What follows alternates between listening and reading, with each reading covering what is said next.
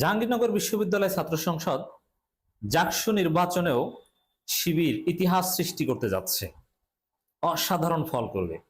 হ্যাঁ, ডাকসুর মতো এত বড় ভূমিধস বিজয় হবে না, কিন্তু জাহাঙ্গীরনগর বিশ্ববিদ্যালয়ে শিবির অসাধারণ ফল করবে বিজয়ের দিকে।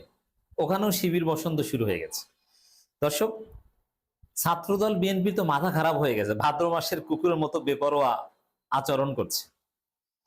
ডাকসুতে ভরাডুবির পর জাকসুতে তো পুরোটাই, ঢাকা বিশ্ববিদ্যালয় কিন্তু 95% বিএনপি সমর্থিত প্রশাসন, নির্বাচন কমিশন, রিটার্নিং অফিসার থেকে শুরু করে প্রক্টোরিয়াল বডি 95% বিএনপি, আর বাকি 4% হচ্ছে বাম এবং সাধারণ, আর 1% জামাত। আর ঢাকা বিশ্ববিদ্যালয় তো জামাত সমর্থিত এরকম শিক্ষক নেই বললেই চলে, সামান্য আছে, আর তার ওরকম বড় কোনো দায়িত্ব নেই উল্লেখযোগ্য।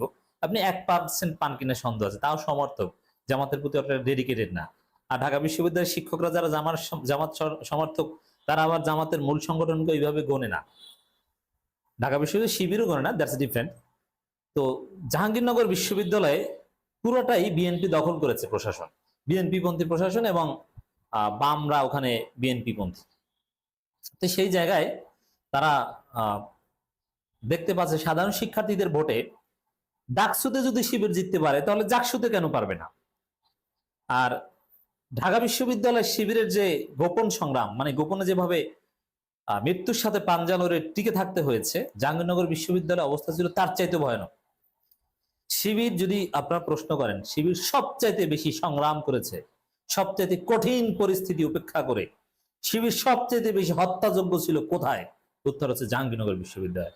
জাহাঙ্গীরনগর বিশ্ববিদ্যালয় শিবিরের উপর নির্যাতনের কাহিনী যদি বর্ণনা করি, ঘন্টার পর ঘন্টা বর্ণনা করতে পারবো, শেষ হবে না। কত নির্যাতন, কত হত্যা, কত লাশ, কত বিভৎস নির্যাতন, কত ক্রিয়েটিভ উপায়ে শিবির হত্যা করা যায়, কত উপর থেকে ফেলে দেয়া যায়, ছাদ থেকে ফেলে দেয়া, ছাদ থেকে লাথি দিয়ে ফেলে দেয়া, 4 তলা থেকে 6 তলা থেকে ফেলে দেয়া, হত্যা করে জঙ্গলে ফেলে দেয়া, লাশ লাঠির উপর অর্ধমৃত্যু শিবির নেতার উপর কুকুর লেলিয়ে দেয়া, পায়ের নখ থেকে পেটানো শুরু করে কোপানো শুরু করে মাথা পর্যন্ত কেচে দেওয়া। কত বিভৎসতা আপনারা জানেন না, এই প্রজন্ম জানে না।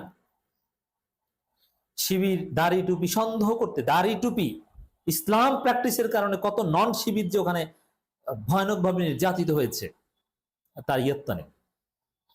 এবং ওখানে কতটা কঠিন জীবন যাপন করতে হয়েছে শিবিরের ছেলেদের বড় বড় মোষ টিকে থাকার জন্য। এক একজনকে দেখলে মনে হয় সেই বামপন্থী শাহবাগী গাঞ্জাখোর, অথচ শিবির টিকে থাকার জন্য করতে হয়েছে। এবং এটা জায়েজ, অনেক ক্ষেত্রে সুন্নাত, আল্লাহ রাব্বুল আলামিনের যাজা দিবেন। এবং ওইখানে টিকে থাকার জন্য যে সংগ্রাম, এজন্য শরীয়তের যেসব বিধান লঙ্ঘন হয়েছে, আল্লাহ তাকে উল্টো সওয়াব দিবেন বলে বিশ্বাস করি, কারণ তার নিয়াত ছিল সহিহ। এভাবে শিবির টিকে ছিল।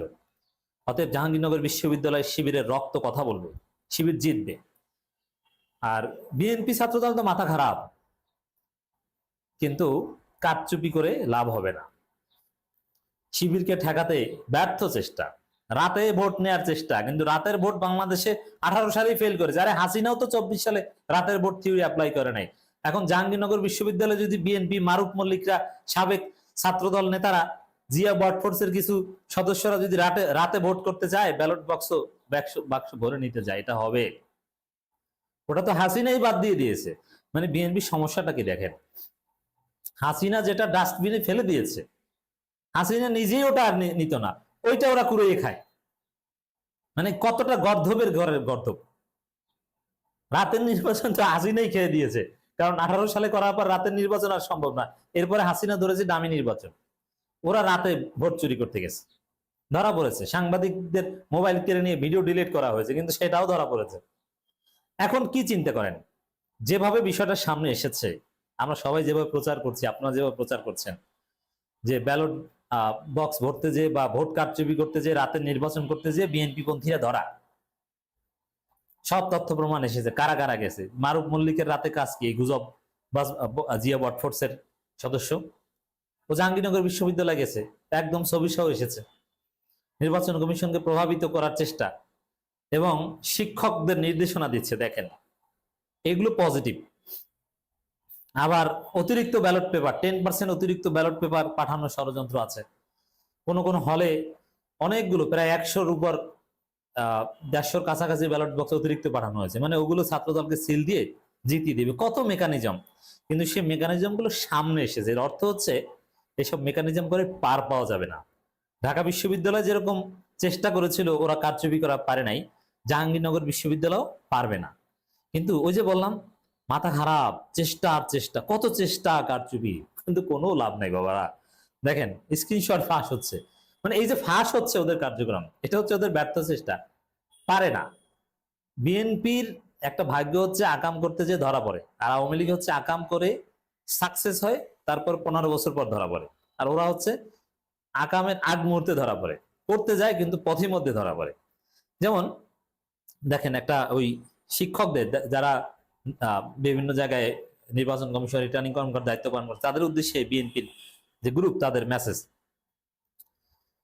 একদিন আগের, আগামীকাল জাকসুর নির্বাচনে ছাত্রদলকে যেন কোনো অভিযোগ অনুযোগ নিয়ে নির্বাচন সংশ্লিষ্টদের কাছে যেতে না হয়, বরঞ্চ শিবিরের প্রার্থীরা যেন অভিযোগ নিয়ে মিডিয়া ফেস করে। হ্যাঁ, সেটাই হচ্ছে। শিবিরের ভিপি ক্যান্ডিডেটকে দেখলাম অনেকগুলো অভিযোগ দিতে, এই আশঙ্কার কথা বলতে, কারণ ওরা মেটিকুলাসলি ডিজাইন করছে যে এবার ছাত্রদলকে জিতাতেই হবে। এটা তারেক রহমানের জাহাঙ্গীরনগর বিশ্ববিদ্যালয় থেকে যদি লজ্জা একটু কমানো যায়, কিন্তু কমানো যাবে না। ছাত্রদলের রাজনীতি বিশ্ববিদ্যালয়গুলোতে নাই, ওটা পচে গলে নষ্ট হয়ে গেছে। ছাত্রলীগ ছাত্রদলের সফলতা সাথে নিয়ে পালিয়েছে। ছাত্রদলের রাজনীতি হবে টেম্পো স্ট্যান্ডে, বিশ্ববিদ্যালয় নয়। এটা এখানে থাকা জাতীয়তাবাদী শিক্ষকরা তা এনশিওর করবেন প্লিজ। মোহাম্মদ মাহমুদুল নামের একজনের, মানে ওটা তারেক রহমানের নির্দেশে এটা করা হয়েছে, বোঝা যায় মেসেজের ধরন দেখলে। এবং কোন কোন কেন্দ্রে কোন কোন শিক্ষক দায়িত্ব দেওয়া হয়েছে তা এখানে দেয়া হোক, অযথা ছাত্রদলের প্যানেল অথবা ছাত্রদলের প্যানেলকে দেওয়া উচিত। আমরা তা খতিয়ে দেখতে চাই তারা কাদের, মানে এবার বিজয়ী করতেই হবে ছাত্রদলকে কারচুপি করে। আর ছাত্রদলকে যদি কারচুপি করে বিজয়ী না করতে পারে, তাহলে ওই শিক্ষকদের বিরুদ্ধে ব্যবস্থা নেবে। তোমাদেরকে বড় বড় পদের ব্যবস্থা করেছি, আমরা দখল করে দিয়েছি 5 আগস্টের পর, আর তোমরা ছাত্রদলকে বিজয়ী করতে পারলে না, কি করো? ধমক টমক দিবে, এটা হচ্ছে এদের প্ল্যান। আর জাহাঙ্গীরনগর বিশ্ববিদ্যালয়ের যিনি ভাইস চ্যান্সেলর, তিনি কে একদম পিওর বিএনপি লোক। এরকম একজন নির্লজ্জ একটা দলের দালালকে ভিসি নিয়োগ করা একদম অনুচিত। ভিসি নিয়োগ করতে হবে ঢাকা বিশ্ববিদ্যালয় ভিসির মতো নিরপেক্ষ, যিনি কোনো দল করেন না, সবার প্রতি সমান কমিটমেন্ট, কোনো কারচুপি চাপের কাছে মাথা নত করবে না, এরকম মেরুদণ্ডওয়ালা ভিসি লাগবে। আর জাহাঙ্গীরনগরের ভিসি ওরে তেল, তারেক রহমান, শিশু মুক্তিযোদ্ধা, আব্বা কি না বলে প্রকাশ্যে ক্যামেরার সামনে। এরকম একজন দলবাস লোক ভিসি হলে তার অধীনে নিরপেক্ষ নির্বাচন অত্যন্ত কঠিন। পোলিং এজেন্ট, ভোট গণনা পদ্ধতি নিয়ে বিভক্ত, ব্যালট বক্সের সাথে ছাত্রদল নেতা সাংবাদিকদের ফোন কেড়ে নিয়ে ভিডিও ডিলিট, মানে স্পষ্ট আকামের ষড়যন্ত্র, আকাম চেষ্টা। কিন্তু সব যেহেতু সামনে এসেছে, আশা করি কোনো ষড়যন্ত্র চলবে না, শিবিরের জয় জয়কার হবে।